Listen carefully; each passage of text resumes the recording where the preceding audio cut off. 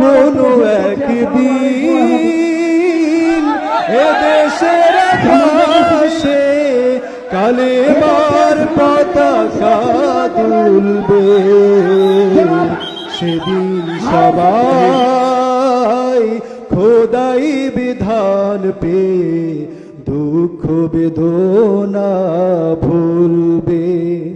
গতবার গাবতলী থেকে আসার সময় এই মাহফিলে আমি বের হয়েছিলাম, ওখান থেকে 9টা থেকে এই জায়গায় এসে 10টায় উঠবো, কিন্তু ওসি সাহেব আমার এমন তাড়া দিয়েছে, এক তাড়ায় প্রায় 1.5 কিলোমিটার শুধু দৌড়িয়েছি, তা মাঠের ভেতরে।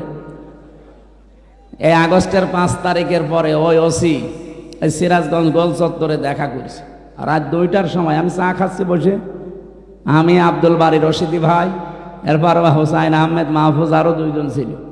এসে বলছো হুজুর মাফ করে দিন। কে ভাই আপনি? আমি ওই সেই গাবতলী থানার ওসি। আরে শয়তান, তোরাই তো খুঁজছি, কোথায় ছিলি এতদিন? বলছো হুজুর আমারে বদলি করে দিয়েছে, আমার নামে বিভাগীয় মামলা হয়েছে, আমি এখন কক্সবাজারে ওই টেকনাফে আসি চুরি করি, মাফ করবো, আগে টাকা ফেরত দেন। ওই দিন আমারে তো ধরতে পারেননি, গাড়িটা ধরিয়ে ড্রাইভারে ধরিয়ে আব্দুল বারী রশিদিরে ওর গাড়ি ধরিয়ে আব্দুল সালামের গাড়ি ধরিয়ে আপনারা 1,13,000 টাকা নিয়েছেন। ওই টাকাগুলো ফেরত দেবেন, এরপরে আপনার মাফ হবে। হুজুর টাকা নিয়ে মাফ কিসের? 7 দিন সময় দিলাম, টাকা ফেরত দেওয়া লাগবে। টাকা ফেরত দিয়েছে 1 লাখ। পুলিশ যে টাকা ফেরত দেয় বাংলাদেশে মনে হয় এই প্রথম। তাছাড়া আপনি পেয়েছেন পুলিশ 10 টাকা ফেলে ছাড়ে না। আমি প্রথম জেলখানায় গিয়েছিলাম যখন থানার হাজতে ছিলাম, ওখান থেকে যখন জেলে নিয়ে যাবে কয়েকজন তো দেখতে গেছে, বের হওয়ার সময় আমার কাছে টাকা ছিল মাত্র 10 টাকা। আমার বলছে টাকা, টাকা পাবো কোথায়?